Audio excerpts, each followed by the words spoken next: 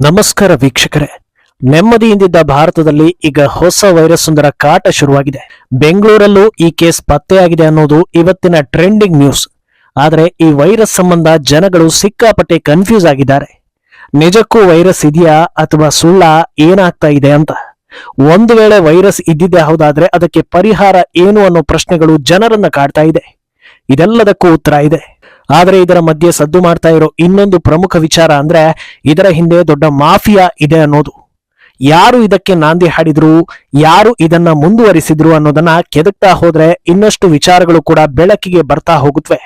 ಇನ್ನು ಈಗ ಸದ್ದು ಮಾಡ್ತಾ ಇರೋ HMPV ವೈರಸ್ ಅನ್ನ ಇತಿಹಾಸವನ್ನು ಕೂಡ ವೈದ್ಯರು ಬಿಚ್ಚಿಡ್ತಾ ಇದ್ದಾರೆ. ಇದೆಲ್ಲದರ ಬಗ್ಗೆ ಹೇಳ್ತಾ ಹೋಗ್ತೀನಿ. ಈ ವಿಡಿಯೋವನ್ನ ತಪ್ಪದೆ ಕೊನೆ ತನಕ ನೋಡಿ. ಅದಕ್ಕೂ ಮುನ್ನ ಮೀಡಿಯಾ ಮಾನ್ಸ್ಟರ್ ಚಾನೆಲ್ ಅನ್ನ ತಪ್ಪದೆ ಸಬ್ಸ್ಕ್ರೈಬ್ ಮಾಡಿ.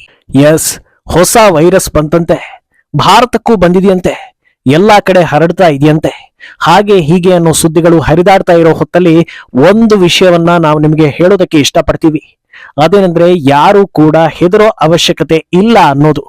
ಈ ಭಯದ ವಾತಾವರಣವೇ ಕೋವಿಡ್ ಟೈಮ್ನಲ್ಲಿ ಅದೆಷ್ಟೋ ಜನರ ಸಾವಿಗೆ ಕಾರಣವಾಗಿರೋದು. ಯಾವುದೇ ಟ್ರಾವೆಲ್ ಹಿಸ್ಟರಿ ಇಲ್ಲದ ಮಗುವಿಗೆ ವೈರಸ್ ಸೋಂಕು ಅಂಟಿದೆಯಂತೆ ಅಂತ ಭಯ ಪಡೋ ಅವಶ್ಯಕತೆ ಖಂಡಿತ ಇಲ್ಲ. ಇಲ್ಲಿ ನೆಗಡಿ, ಕೆಮ್ಮು, ಜ್ವರದಂತ ಸಣ್ಣ ಸಮಸ್ಯೆಗಳನ್ನ ಬಿಟ್ಟು ಯಾರಿಗೂ ಯಾವ ರೀತಿಯಲ್ಲೂ ದೊಡ್ಡ ಬಾಧೆಗಳು ಕಾಡ್ತಾನೆ ಇಲ್ಲ.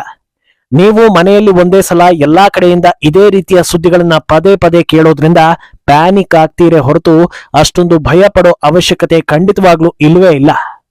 ಇಷ್ಟು ದಿನ ಕೊರೋನಾ, ಕೋವಿಡ್ ಅನ್ನೋ ಪದಗಳನ್ನ ಕೇಳಿದ್ರಲ್ವಾ, ಈಗ ಆ ಪದ ಬದಲಾಗಿದೆ ಅಷ್ಟೇ, ಬೇರೆ ಯಾವ ಆತಂಕವೂ ಇಲ್ಲ ಅಂತ ಮತ್ತೊಮ್ಮೆ ಹೇಳ್ತಾ ಈ HMPV ಬಗ್ಗೆ ತಿಳಿಸ್ತಾ ಹೋಗ್ತೀವಿ. HMPV ಅಂದ್ರೆ ಹ್ಯೂಮನ್ ಮೆಟಾ ನ್ಯೂಮೋ ವೈರಸ್. ಈಗ ಇದೇ ಎಲ್ಲಾ ಕಡೆ ಸದ್ದು ಮಾಡ್ತಾ ಇರೋದು. ಮೊದಲಿಗೆ ಇದರ ಸಿಂಪ್ಟಮ್ಸ್ ಏನು ಅನ್ನೋದನ್ನ ಹೇಳ್ತೀನಿ. ಜ್ವರ, ಕಫ, ಮೂಗು ಸೋರೋದು, ಸ್ವಲ್ಪ ಗಂಟಲಿನಲ್ಲಿ ಕಿಚ್ ಕಿಚ್ ಅನುಭವ, ಏದುಸಿರು ಬರೋದು, ಸ್ವಲ್ಪ ಉಸಿರಾಟಕ್ಕೆ ತೊಂದರೆ ಆಗೋದು ಹಾಗೂ ಕೆಲವರಲ್ಲಿ ರ್ಯಾಷಸ್ ಕಾಣಿಸ್ಕೊಳ್ತಾ ಇರೋದು. ಕೋವಿಡ್ ಬಂದಾಗ ಯಾವ ರೀತಿಯ ಸಿಂಪ್ಟಮ್ಸ್ ಕಾಣಿಸ್ಕೊಂಡಿತ್ತೋ ಈಗ್ಲೂ ಕೂಡ ಅದೇ ರೀತಿಯ ಸಿಂಪ್ಟಮ್ಸ್ ಕಾಣಿಸ್ತಾ ಇದೆ. ಹಾಗಿದ್ರೆ ನೀವು ಇದಕ್ಕೆ ಹೆದರ್ಬೇಕಾ ಅಂತ ಕೇಳಿದ್ರೆ ಖಂಡಿತ ಇಲ್ಲ. ಭಾರತದಲ್ಲಾಗ್ಲಿ ಪ್ರಪಂಚದಲ್ಲಾಗ್ಲಿ ಇಂಥ ಚಿಕ್ಕ ಪುಟ್ಟ ಸಮಸ್ಯೆಗಳು ಇವತ್ತಿಂದ ಇರೋದಲ್ಲ, ತಲತಲಾಂತರದಿಂದಲೇ ಇವೆ. ಆದ್ರಿಂದ ಯಾರು ಕೂಡ ಭಯ ಪಡೋ ಅವಶ್ಯಕತೆ ಇಲ್ವೇ ಇಲ್ಲ. ಭಯ ಪಡೋದ್ ಬೇಡ ಅಂದ್ಮೇಲೆ ಸುಮ್ನೆ ಬಿಟ್ಬಿಡ್ಬೇಕಾ ಅಂತಲೂ ಅಲ್ಲ.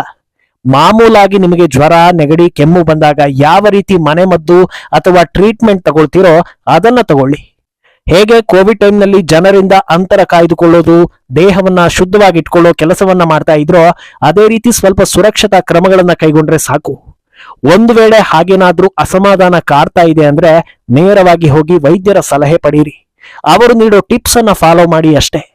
ಯಾಕೆ ಭಯ ಬೇಡ ಅನ್ನೋದನ್ನ ಹೇಳ್ತಿದ್ದೀವಿ ಅನ್ನೋದಕ್ಕೂ ಬಲವಾದ ಕಾರಣಗಳಿವೆ. ಅದೇನಂದ್ರೆ ಈ HMPV ಅನ್ನೋದು ಇವತ್ತು ಅಥವಾ ಒಂದು ವಾರದ ಮುಂಚೆಯೋ ಪತ್ತೆ ಆಗಿರೋ ವೈರಸ್ ಅಲ್ವೇ ಅಲ್ಲ. 2001ರಲ್ಲೇ ಅಂದ್ರೆ ದಶಕಗಳ ಮುಂಚೆಯೇ ಈ HMPV ಇತ್ತು. ಮೂಲತಃ ಇದು ನೆಗಡಿಗೆ ಸಂಬಂಧಪಟ್ಟ ವೈರಸ್ ಆಗಿರೋದ್ರಿಂದ ಪ್ರತಿ ಬಾರಿ ಚಳಿಗಾಲದಲ್ಲೂ ಇಂಥ ಸಮಸ್ಯೆ ಹಲವು ಜನರಿಗೆ ಕಾಡ್ತಾನೆ ಇರುತ್ತೆ. ಆದ್ರೆ ಈಗ ಅದರ ಹೆಸರು, ಅದನ್ನ ಶಾರ್ಟ್ ಫಾರ್ಮ್ ಆಗಿ ದೊಡ್ಡದಾಗಿ ಹೇಳೋ ಟ್ರೆಂಡ್ ಇರೋದ್ರಿಂದ ಎಲ್ಲರೂ ಭಯಪಡೋ ಹಾಗಾಗಿದೆ ಅಷ್ಟೇ. ಇನ್ನು ಚಿಕ್ಕ ಮಕ್ಕಳಿಗೆ, ಶಿಶುಗಳಿಗೆ ಈ ವೈರಸ್ ಬಂದಿರೋ ಸುದ್ದಿ ನೋಡಿದಾಗ ಸಹಜವಾಗಿಯೇ ಎಲ್ಲರಲ್ಲೂ ಚಿಕ್ಕ ಆತಂಕ ಮೂಡುತ್ತೆ. ವೀಕ್ಷಕರೇ, ನಿಮಗೆ ಗೊತ್ತಿದೆ, ಎಂತ ಚಿಕ್ಕ ಪುಟ್ಟ ಸಮಸ್ಯೆ ಆಗಿದ್ರೂ ಚಿಕ್ಕ ಮಕ್ಕಳು ಅಥವಾ ವೃದ್ಧರನ್ನ ಬೇಗ ಬಾಧಿಸುತ್ತೆ ಅನ್ನೋದು. ಇಲ್ಲೂ ಕೂಡ ಅದೇ ಆಗ್ತಾ ಇರೋದು. ಚಿಕ್ಕ ಚಿಕ್ಕ ಮಕ್ಕಳು ಹಾಗೂ ವೃದ್ಧರಿಗೆ ಬೇಗ ನೆಗಡಿ ಲಕ್ಷಣಗಳು ಕಾಣಿಸ್ಕೊಳ್ತಾ ಇದೆ ಅಷ್ಟೇ. ಅಲ್ಲದೆ ಈಗ ಇದಕ್ಕೆ ಟ್ರೀಟ್ಮೆಂಟ್ ಇದೆಯಾ, ಮುಂದೆ ಏನಾಗುತ್ತೆ ಅಂತ ಭಯ ಪಡೋದಕ್ಕೂ ಹೋಗ್ಲೇಬೇಡಿ. ಯಾಕಂದ್ರೆ ಈವರೆಗಿನ ಅಧಿಕೃತ ಮಾಹಿತಿಗಳ ಪ್ರಕಾರ ಇದಕ್ಕೆ ಟ್ರೀಟ್ಮೆಂಟ್, ಔಷಧ ಎಲ್ಲವೂ ಇದೆ. ಅಂದಹಾಗೆ ಸದ್ಯ ದೇಶಾದ್ಯಂತ ನೆಗಡಿ ಕೇಸ್ಗಳಲ್ಲಿ ಸಾಕಷ್ಟು ವೈರಸ್ಗಳು ಪತ್ತೆ ಆಗ್ತಾ ಇದೆ. ಆ ವೈರಸ್ಗಳ ಪೈಕಿ ಒಂದು ವೈರಸ್ HMPV. ಹೊಸದಾಗಿ ಈ ಹೆಸರು ಕೇಳ್ತಾ ಇರೋದ್ರಿಂದ ಅಥವಾ ಅದನ್ನ ಹೈಲೈಟ್ ಮಾಡ್ತಾ ಇರೋದ್ರಿಂದ ಏನೋ ಒಂದು ಆತಂಕದ ವಾತಾವರಣ ಸೃಷ್ಟಿ ಆಗ್ತಾ ಇದೆಯೇ ಹೊರತು ಭಯ ಪಡುವಂತದ್ದು ಏನೂ ಇಲ್ಲ. ಇನ್ನು ನಾವಾಗ್ಲೇ ಹೇಳಿದ್ವಿ, ಈ ರೀತಿಯ ವಾತಾವರಣದ ಸೃಷ್ಟಿ ಹಿಂದೆ ಒಂದು ಮಾಫಿಯಾ ಇದೆ ಅಂತ.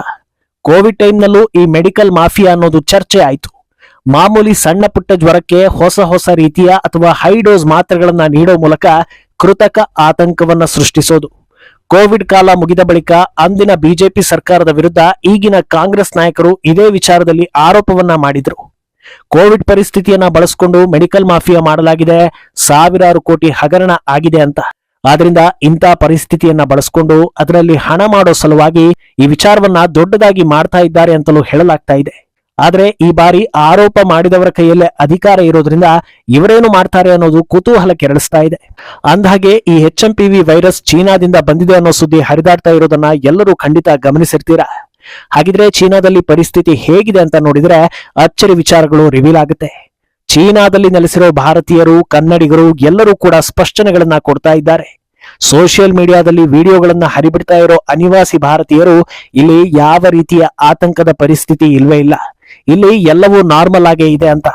ಆಸ್ಪತ್ರೆಗಳು ಮಾಮೂಲಿನಂತೆಯೇ ಇವೆ, ರಸ್ತೆಗಳಲ್ಲಿ ಜನರು ನೆಮ್ಮದಿಯಿಂದ ಇದ್ದಾರೆ ಅಂತ ತೋರಿಸಿ ವಿವರಣೆ ಕೊಡ್ತಾ ಇದ್ದಾರೆ. ಇನ್ನು ಕೆಲವರು ಟಿವಿ ಮಾಧ್ಯಮಗಳು ಅತಿರೇಕ ಮಾಡ್ತಾ ಇರೋದರ ಬಗ್ಗೆ ಹೇಳ್ತಾ ಇದ್ದಾರೆ. ಸ್ವತಃ ಆಸ್ಪತ್ರೆ ಎದುರಿಗೆ ನಿಂತು ಮಾತನಾಡೋ ಕನ್ನಡಿಗರೊಬ್ಬರು ಇಲ್ಲಿ ನೋಡಿ ಯಾವ ಕ್ಯೂ ಇಲ್ಲ, ರಶ್ ಇಲ್ಲ, ಆದ್ರೆ ಚಾನೆಲ್ಗಳಲ್ಲಿ ಸ್ಮಶಾನಗಳು ತುಂಬಿ ಹೋಗಿವೆ ಅಂತ ಹೇಳ್ತಿದ್ದಾರೆ ಅನ್ನೋದನ್ನ ತಿಳಿಸಿದ್ದಾರೆ. ಇನ್ನು ಭಾರತದಲ್ಲಿ ಬರ್ತಾ ಇರೋ ನ್ಯೂಸ್ಗಳು ವ್ಯಾಪಕವಾಗಿ ಹರಿದಾಡ್ತಾ ಇದ್ದು ಚೀನಾದಲ್ಲಿ ಇದನ್ನ ನೋಡಿ ಆಡಿಕೊಂಡು ನಗೋ ಕೆಲಸವೂ ಆಗ್ತಾ ಇದೆ. ಹಾಗಿದ್ರೆ ಏನೂ ಇಲ್ಲದೆ ಇಂಥದ್ದೊಂದು ಸುದ್ದಿ ಹರಿದಾಡ್ಬಿಡುತ್ತಾ ಅನ್ನೋ ಪ್ರಶ್ನೆ, ಅನುಮಾನಗಳು ಕೂಡ ಹಲವರಲ್ಲಿದೆ. ವಾಸ್ತವ ಏನಂದ್ರೆ ಯಾವ ವಿಡಿಯೋ ಹಾಗೂ ಫೋಟೋಗಳನ್ನ ಇಟ್ಕೊಂಡು ಸೋಷಿಯಲ್ ಮೀಡಿಯಾದಲ್ಲಿ HMPV ಅನ್ನೋ ಸುದ್ದಿ ಹರಡಿಸಿದ್ರೋ ಅದು ಕೋವಿಡ್ ಕಾಲದ ವಿಡಿಯೋಗಳು. ಆ ಟೈಮ್ನಲ್ಲಿ ಚೀನಾದಲ್ಲಿ ತೆಗೆದ ವಿಡಿಯೋಗಳು ರೀಶೇರ್ ಆಗ್ತಾ ಇದ್ದು ಅದಕ್ಕೆ HMPV ಅನ್ನೋ ಲೇಬಲ್ ಅನ್ನ ಅಂಟಿಸಲಾಗ್ತಾ ಇದೆ. ವೆರಿಫೈ ಮಾಡದೇ ಇರೋ ವಿಡಿಯೋಗಳನ್ನ ಹರಡಿಸೋದು, ಕಪೋಲ ಕಲ್ಪಿತ ಸುದ್ದಿಗಳನ್ನ ಹರಡಿಸೋದನ್ನ ನಿಲ್ಲಿಸಿ ಅಂತ ವೈದ್ಯರು, ವಿದ್ಯಾವಂತರು ಹಾಗೂ ಜವಾಬ್ದಾರಿಯುತ ನಾಗರಿಕರೆಲ್ಲರೂ ಸೋಷಿಯಲ್ ಮೀಡಿಯಾಗಳಲ್ಲಿ ಮನವಿ ಮಾಡ್ತಾನೆ ಇದ್ದಾರೆ. ಆದ್ರೂ ಕೂಡ ಈ ಆತಂಕ ಸೃಷ್ಟಿಸೋ ಕೆಲಸ ಆಗ್ತಾ ಇರೋದು ಎಲ್ಲರ ನೆಮ್ಮದಿ ಕೆಡಿಸ್ತಾ ಇದೆ.